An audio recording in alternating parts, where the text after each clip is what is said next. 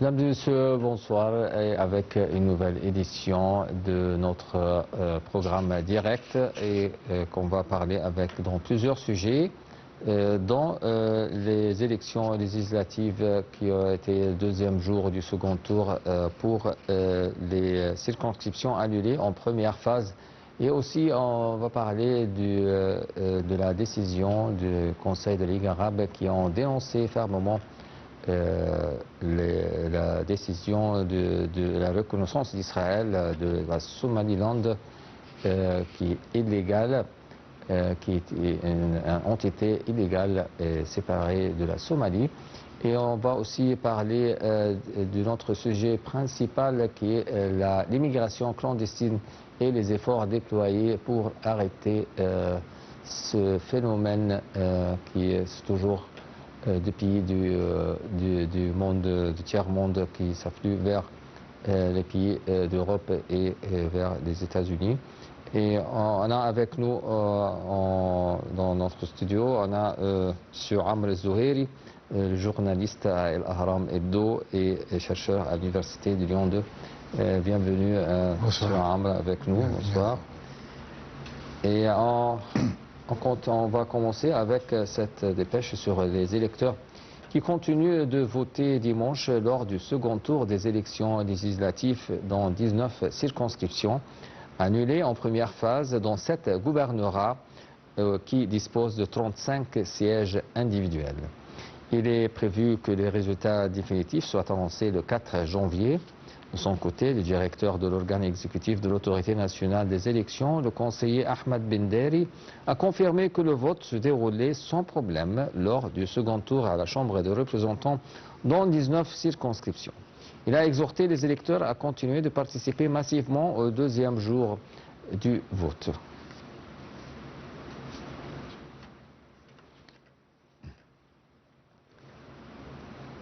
Et avec nous en ligne, Dr Samir Solimen, président du club égyptien à Lyon, pour nous parler du processus électoral deuxième jour du second tour des élections législatives.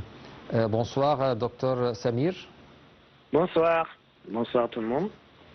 Alors, dis-nous comment vous évaluez le processus électoral législatif et les élections dans 19 circonscriptions annulées.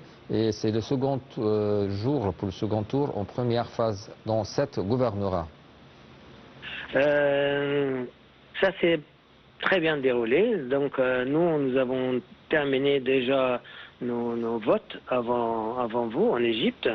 Donc ça s'est passé dans le calme, dans la sérénité, dans une quand même ambiance assez agréable, hein, parce que tous les électeurs égyptiens voyaient bien que c'était la fin, c'est le dernier tour. Et avant l'annonce des résultats, comme vous l'avez bien souligné, le 4 janvier. Donc on est maintenant dans l'attente et tout est bien passé dans une ambiance bon enfant. Et vraiment dans des conditions très très agréables pour voir les Égyptiens voter autant à l'étranger. On n'a pas l'habitude. On a voté quand même plusieurs fois, on a fait des allers-retours, mais tout est bien passé, tout est bien déroulé. Alors, on a constaté maintenant qu'on a vu le citoyen et l'électeur égyptien qui a maintenant a plus de conscience à choisir le candidat qui peut servir à ses besoins et fournir les services qu'il a besoin, le citoyen égyptien. Et c'est bien comment choisir son candidat.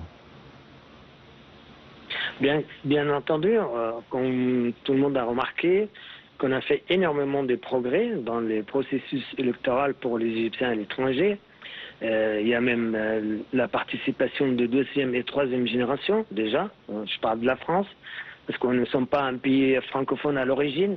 Donc la présence égyptienne en France était limitée par les étudiants, doctorats ou les envoyés par des missions par-ci ou par-là.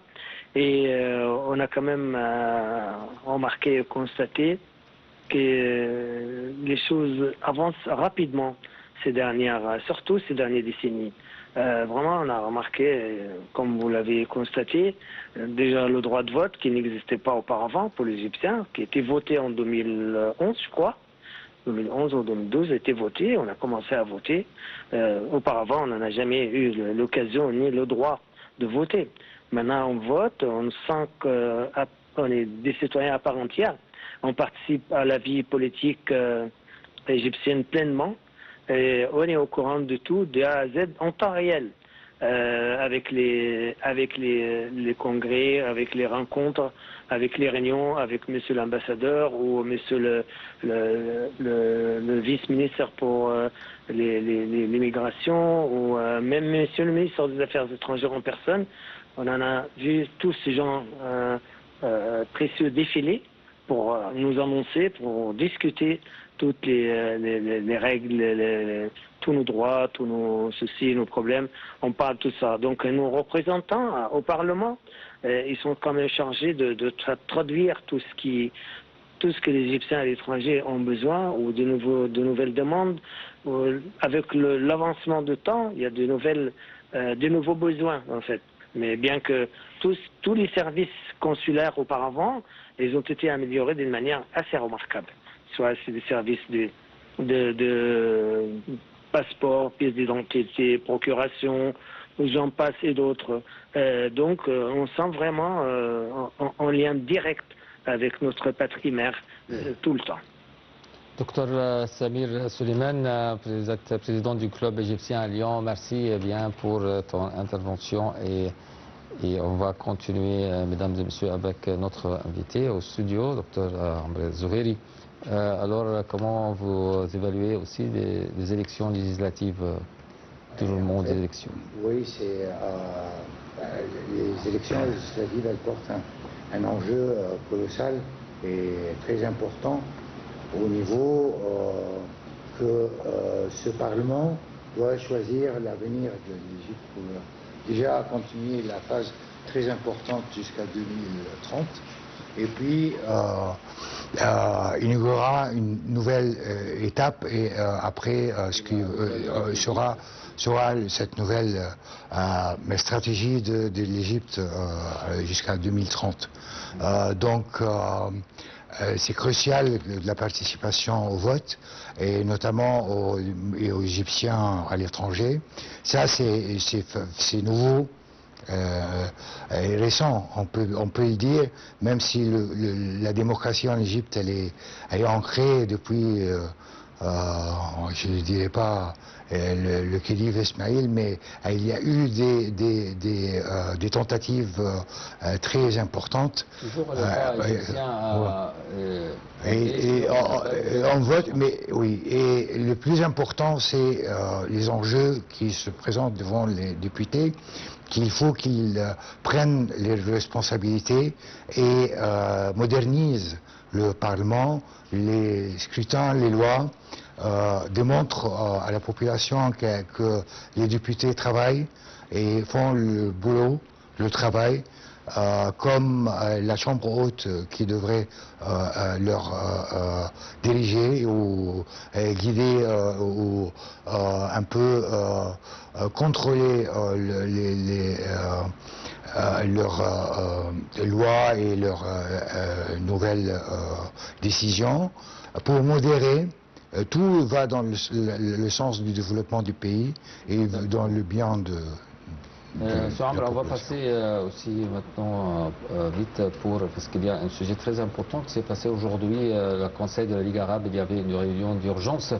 Le Conseil a condamné avec les termes les plus forts la décision d'Israël de reconnaître de ce qui est appelé le Somaliland, déclaré séparé de l'État de la Somalie pour des agendas politiques, sécuritaires et économiques catégoriquement refusés. Au terme d'une réunion extraordinaire tenue dimanche au niveau des délégués permanents du Conseil de la Ligue arabe, a affirmé son refus catégorique de toutes les mesures suivant cette reconnaissance afin de le faciliter la mise en application des plans de déplacement forcé du peuple palestinien ou de s'emparer des ports dans le nord de la Somalie pour y installer des bases militaires. Le Conseil a de nouveau confirmé la position arabe ferme et claire dans les décisions du Conseil de la Ligue arabe, considérant la région nord-ouest dans la Somalie, connue par le nom de Somaliland, comme étant une partie intégrale de la République fédérale de Somalie, conformément à la charte de la Ligue arabe et à celle des Nations unies.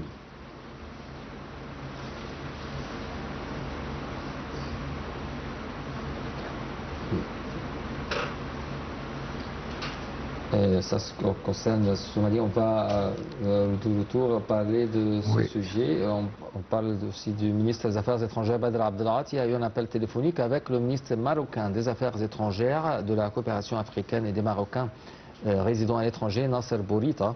Au cours de l'appel, Abdelghati a souligné que l'Égypte continuait à renforcer sa coopération avec le Maroc dans divers domaines. Les deux ministres ont examiné les préparatifs de la tenue prochainement du comité conjoint pour la coordination et le suivi sous la coprésidence des chefs de gouvernement de deux pays. Les deux ministres ont également échangé des points de vue sur nombre de questions régionales et internationales, telles que la situation au Moyen-Orient, les derniers développements dans le continent africain, ainsi que les conflits en Libye et au Soudan. Alors, deux sujets très importants, c'est la réunion d'urgence du Conseil de la Ligue arabe condamnant la reconnaissance de la Somaliland. Oui.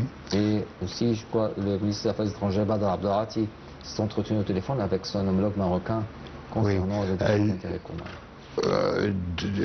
La décision de la Ligue arabe, cette condamnation, elle est très compréhensible et normale, dans le sens où quand Israël cherche des alliances autour d'elle pour briser le boycott international, elle cherche toujours les ennemis de ses ennemis, plus ou moins, en quelque sorte.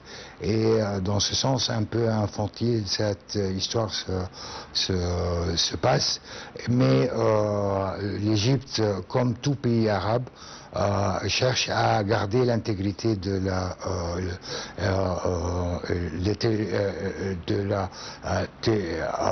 l'entité territoriale de la Somalie, qui devrait garder cette continuation territoriale sans séparation. Et Somaliland constitue une organisation ou un organisme hors la loi, selon la loi internationale, comme la République de la Somalie, elle a la reconnaissance internationale avec son président Hassan Sheikh Mohammed, qui, avec les autres pays arabes, garde cette défense contre toute alliance qui pourrait encourager ses ennemis. De l'autre côté, si on ne peut pas, je ne sais pas, sans doute c'est asymétrique, mais sans doute le Maroc aussi, avec le sujet subsaharien, c'est un différent sujet, mais on peut dire que le titre est le même. L'Égypte et le Maroc, toujours, il y a des continuations d'alliances qui devraient se renforcer. De la Libye et du Soudan. Parce que sans doute la région, le Moyen-Orient, la Méditerranée aussi, partagée en tout petit part du Maroc avec l'Égypte, avec sa distance très proche de l'Europe, elle constitue un pilier important dans toute alliance qui pourrait remonter un développement ou assurer un développement en continu pour le monde arabe. Exactement. Et maintenant, M. Amr, on va passer à notre sujet principal de notre édition ce soir, qui est l'immigration illégale. Et on va avoir un commentaire avec nous, un reportage que l'Égypte a poursuivi la mise en œuvre de sa stratégie nationale globale de lutte contre la migration irrégulière, fondée sur une approche équilibrée qui combine sécurité, développement et respect des droits de l'homme. Cette stratégie s'inscrit dans la vision de l'État visant à traiter les causes profondes de ce phénomène tout en renforçant la coopération régionale et internationale.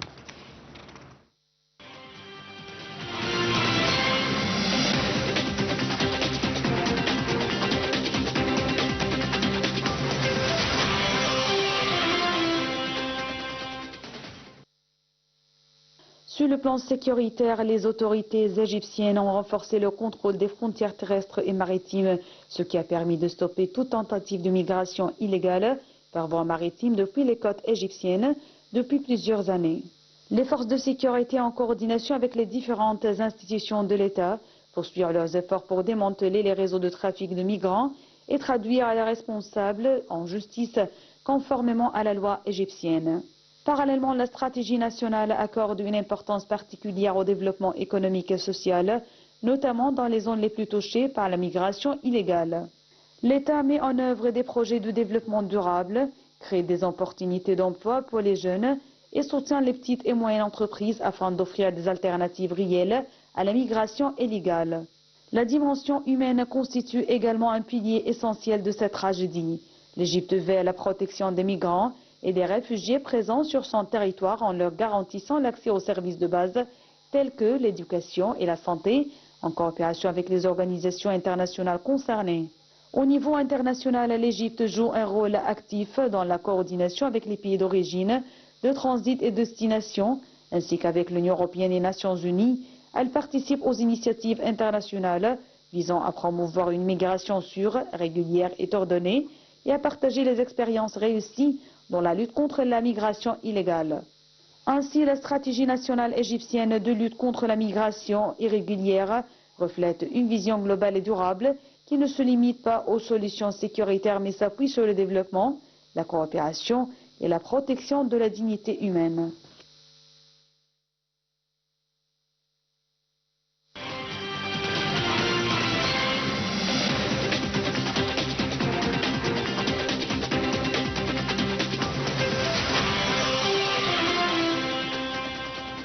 Monsieur Amr, bien sûr, l'immigration clandestine est un des problèmes les plus inquiétants pour la communauté internationale. C'est un phénomène multidimensionnel auquel contribuent des facteurs économiques, politiques, sociaux et démographiques. La cause principale de ce phénomène est le coût élevé de l'immigration irrégulière ainsi de l'application des politiques qui limitent l'immigration régulière. C'est un phénomène global et dont souffrent divers pays du monde. L'Égypte en a eu une expérience importante. En 7 ans, l'État égyptien n'a pas cessé de lutter contre l'immigration clandestine qui tue des milliers, disons des dizaines de jeunes Égyptiens avant l'ère du président Abdel Fattah el-Sisi.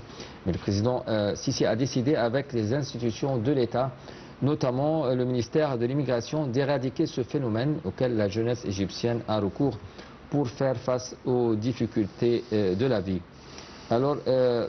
Amr, comment évaluez-vous les efforts de l'État égyptien concernant la lutte contre l'immigration clandestine? La stratégie égyptienne pour lutter contre l'immigration illégale vise plusieurs dossiers. Donc, il y a plusieurs dossiers très importants. Il y a le sécuritaire qui est réussi à presque 90% ou presque 100% du côté de l'Égypte. Depuis 2016, il n'y a pas, depuis ce qui s'est passé, la catastrophe de Rachid, du bateau de Rachid, il n'y a plus de bateaux clandestins qui traversent du côté de l'Égypte. Malheureusement, ça pourrait être contourné à travers la Libye, mais du côté de la sécurisation des frontières, pour limiter ce phénomène, l'Égypte a fait des efforts colossaux et le monde entier le voit. Et c'est pas l'unique volet que l'Égypte adopte. Il y a également le volet parce que la population, de toute façon, en Europe, elle est vieillissante un petit peu. Donc il y a un phénomène il y aurait un besoin de la main-d'œuvre africaine. C'est ça que je veux parler. En quoi l'approche équilibrée entre sécurité, développement et droits de l'homme constituent-elles un modèle efficace dans ce domaine? Oui, paradoxalement, l'Afrique, au niveau du continent, au niveau de l'immigration, elle est un peu, on peut dire, elle est mal vue, en dépit le fait que 20% uniquement de la population migratoire sont africaines, de la population dans le monde entier. La plus grande partie de la population, elle est asiatique. 41% de la population qui immigre dans le monde, elle est asiatique. Et même en Europe, il y a 20% des jeunes, ou moins jeunes, qui partent pour le nouveau monde, plus ancien maintenant, le Canada, les États-Unis, l'Australie, etc. Donc il y a un phénomène de remplacement. L'Égypte a bien compris cela. Le président l'a bien compris, l'a bien analysé et voit a perçu qu'il faut organiser ce phénomène pour vraiment lutter contre ce phénomène. Donc il y a le volet sécuritaire qui est à 100% réussi, il y a le volet culturel, il y a le volet économique qui se base sur les chances alternatives pour la population et la jeunesse en Égypte. Et il y a de notre côté, par exemple, des initiatives de l'Union européenne et d'autres pays, et même des initiatives plus privées, du secteur privé, comme par exemple des sociétés italiennes, comme celle de Vescovini, par exemple, qui avait en collaboration avec sont des ONG? Oui, non, le Don Giovanni, l'école d'atelier qui prépare les serruriers, les techniciens en Égypte, Don Bosco. Avec Don Bosco, c'est la 5e aujourd'hui, et ça fait 5 années, c'est la 5e promotion. Un centre de formation pour les jeunes? Non, il fait signer des contrats pour les jeunes Égyptiens qui sont formés à la langue italienne, aux techniques de travail. Exactement. C'est une sorte de développement. Oui, et tous les programmes du monde entier, les Nations Unies, de l'Europe, etc., vont dans ce sens, de créer ce sorte de chance pour qualifier les candidats à l'immigration, pour trouver directement du travail. La confession de M. Federico, c'est que parmi les 4 promotions dernières, il n'y a pas eu, donc c'est plus des centaines de personnes, il n'y a pas que 4 cas qui a eu de mal de payer, etc. Il y a ont eu des difficultés à signer un CDI après cette période d'essai qui est donnée en conséquence avec le contexte économique, etc., du voyage, etc. On va parler du volet économique dans ce reportage qui est face aux défis économiques et sociaux. Oui, c'est une initiative parmi d'autres. Très bien. Face aux défis économiques et sociaux, la question de l'immigration occupe une place centrale dans les aspirations de nombreux jeunes. Cependant, de plus en plus d'alternatives crédibles émergent, offrant des opportunités économiques réelles au sein des pays d'origine, notamment à travers l'entrepreneuriat, l'économie numérique et les programmes de formation et d'emploi. Plus de détails dans ce reportage.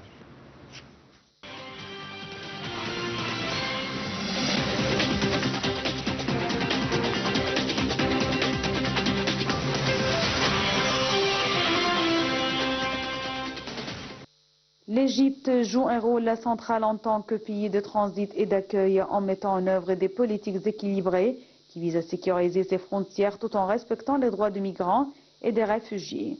Cette coopération s'est traduite par des partenariats renforcés avec l'Union européenne, notamment dans le domaine du contrôle des frontières, du renforcement des capacités institutionnelles et de la lutte contre les réseaux de trafic de migrants. L'Union européenne soutient l'Égypte à travers des programmes de financement et d'assistance technique visant à traiter les causes profondes de la migration illégale, en particulier la pauvreté, le chômage et l'absence de perspectives économiques. Ces programmes encouragent la création d'emplois, le développement des compétences des jeunes et la promotion de l'investissement dans les régions les plus touchées par le phénomène migratoire.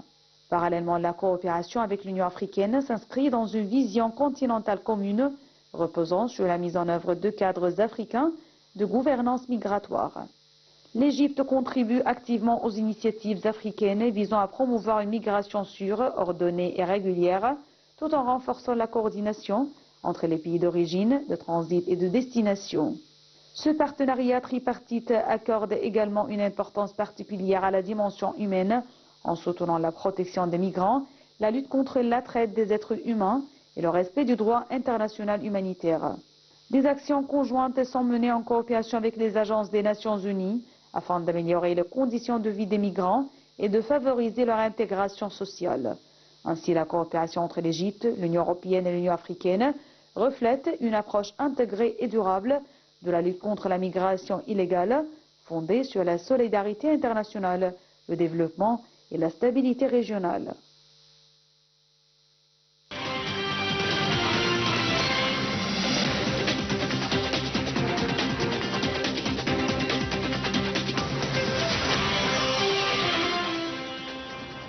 La coopération entre l'Égypte et l'Union européenne et l'Union africaine constitue un pilier essentiel dans la lutte contre l'immigration clandestine à travers une approche globale fondée sur la responsabilité partagée, le développement durable et la gestion intégrée des flux migratoires.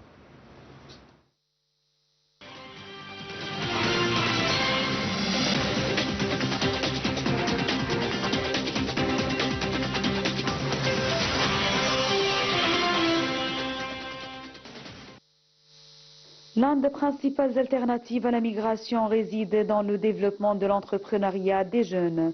Les États et les institutions financières encouragent la création de start-up et de petites et moyennes entreprises à travers des mécanismes de financement, des incubateurs de projets et des programmes d'accompagnement. Ces initiatives permettent aux jeunes de transformer leurs idées en projets productifs, contribuant ainsi à la création d'emplois et à la dynamisation de l'économie locale. Par ailleurs, l'économie numérique représente aujourd'hui une opportunité majeure. Le travail à distance, le freelancing, le commerce électronique et les métiers du numérique offrent aux jeunes la possibilité d'accéder aux marchés internationaux sans quitter leur pays. Les compétences dans des domaines tels que la programmation, le marketing digital, le design graphique ou la gestion des plateformes en ligne sont devenus des atouts essentiels pour l'intégration économique des jeunes.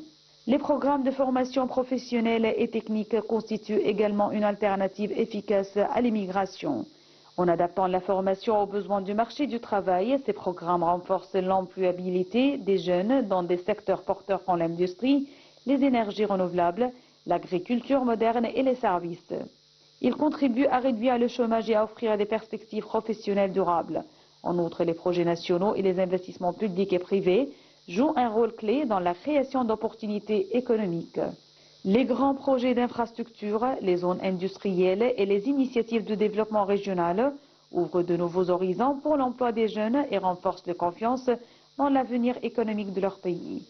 Les alternatives à l'immigration reposent sur une approche globale combinant l'autonomisation économique des jeunes, l'investissement dans le capital humain et la promotion de l'innovation. En offrant des opportunités réelles et durables, ces stratégies permettent aux jeunes de réaliser leurs ambitions tout en contribuant activement au développement économique et social de leur société.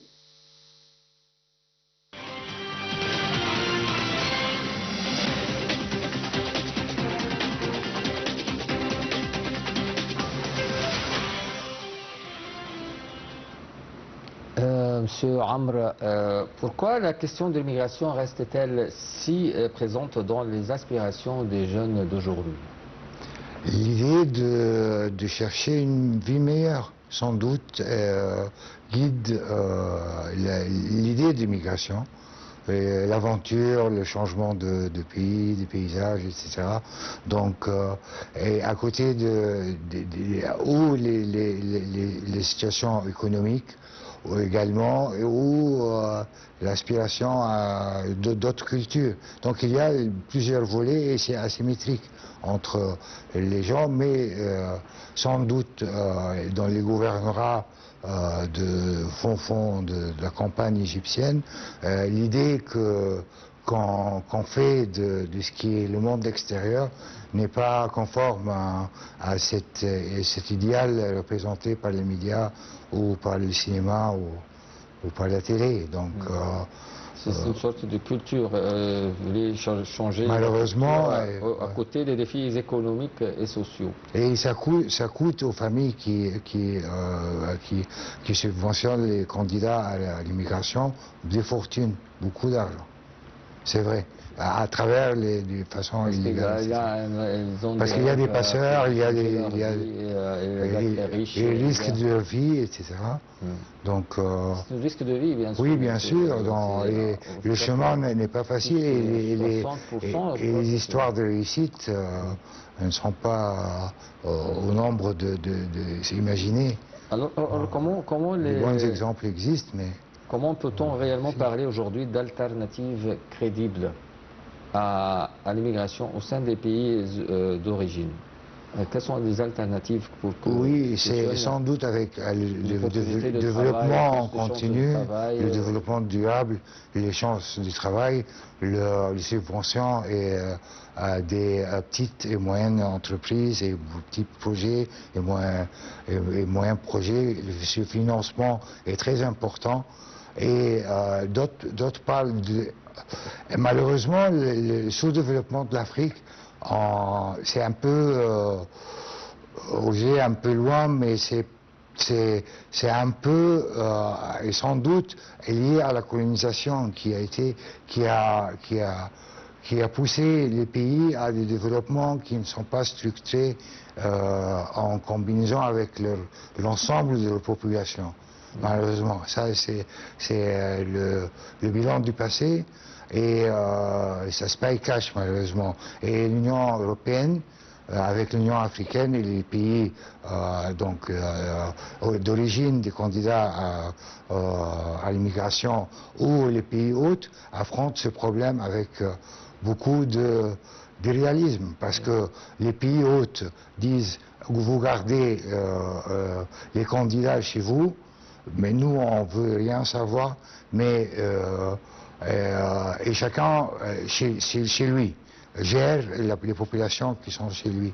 Et c'est sans la coordination nécessaire, malgré le financement des projets de l'intégration des jeunes à des chemins légaux d'immigration. Alors, les programmes de formation et d'emploi actuels, est-ce que répondent-ils réellement aux attentes du marché du travail? En fait, oui, le marché du travail, on a besoin de tel métier. C'est des initiatives qui doivent être en cours de développement en continu. Et continuellement, elles doivent être guidées par d'autres idées, d'autres ouvertures d'esprit à de nouvelles idées, de nouvelles langues, de nouvelles cultures, etc. Parce que ce volet, ce poids de colonialisme, on peut le racheter par le développement actuel du pays. Parce qu'en coordinant le développement local des populations en Afrique, en Asie, dans les pays sous-développés, on garantit un monde meilleur pour l'ensemble des populations du monde. Parce que sans doute un dossier européen aussi, l'Europe a un grand rôle pour parce que les enjeux comme de formation, oui. plus de par exemple le phénomène pour que ces jeunes ne quittent pas les pays et restent. Et malheureusement aujourd'hui on parle des réfugiés climatiques. Parce que le réchauffement climatique est aussi en Asie, des fois en Afrique, il y a le tremblement de terre, etc. Donc, et il y a des populations qui émigrent. La situation elle est très compliquée en Afrique. Et sans doute le Soudan, par exemple, on ne peut pas laisser la situation au Soudan aujourd'hui telle qu'elle. Il faut une intervention rapide pour sécuriser les populations locales et l'instabilité sécuritaire. Oui, Monsieur Amr Zouhiri, nous étions bien ravis d'être avec nous dans merci cette à émission vous. et merci bien d'être avec nous. Joyeux Noël et bonne fête. Mesdames et messieurs, c'était la fin de notre édition programme direct. Merci d'avoir suivi et bonsoir.